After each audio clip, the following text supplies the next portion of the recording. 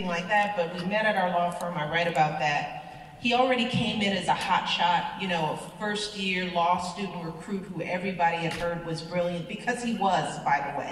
He's brilliant, and, you know, look, I will give him the business, but he is one of the most brilliant men that I know. He always has been. So he came in, and I was, yes, yay to Barack Obama. I'll call him and text him, you all talk for him. He'll be happy to hear that.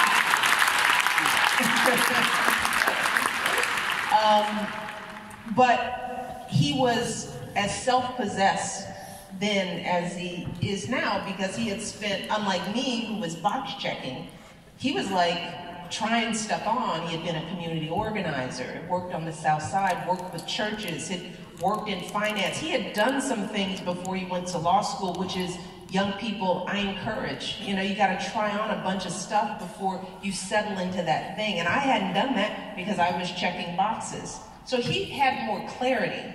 And unlike me, who all I knew was, I'm gonna be a lawyer, you buy a nice car, you buy this, and you buy that, and you have these things, and you achieve partnership. His vision of our responsibilities in the world as human beings was just deeper. And he made me think more deeply about my life.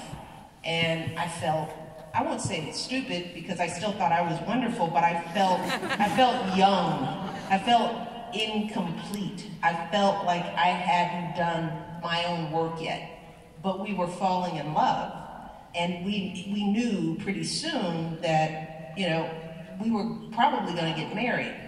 And again, politics wasn't on the scene, but you know how, you know, you meet a man that has a big shadow, and what I knew is that if I didn't get myself together and get some clarity on who I was, that I would be overshadowed in our relationship, you know, because sometimes we as women are encouraged to just ride the wings of our mate, you know, just breathe in his air, just be in his light.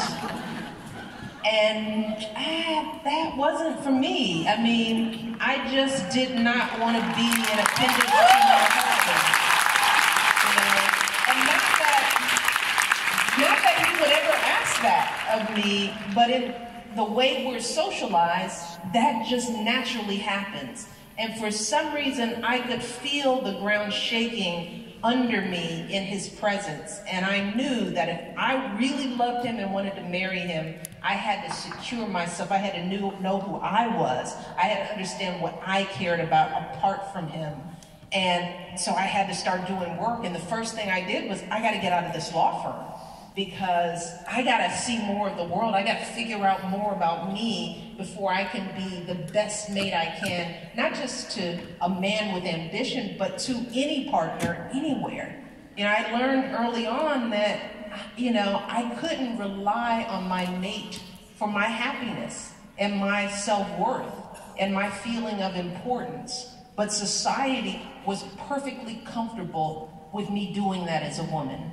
I just wasn't comfortable with myself, probably because of that flame that my parents helped light in me, that I felt I deserved more for me than what society would have thought was perfectly wonderful, to be the wife of Barack Obama, right? That's like, I don't want to be just anybody's wife. I want to be Michelle Obama. I can take your name. What's in a name? I'm cool with that. But I got to know who I am in that space.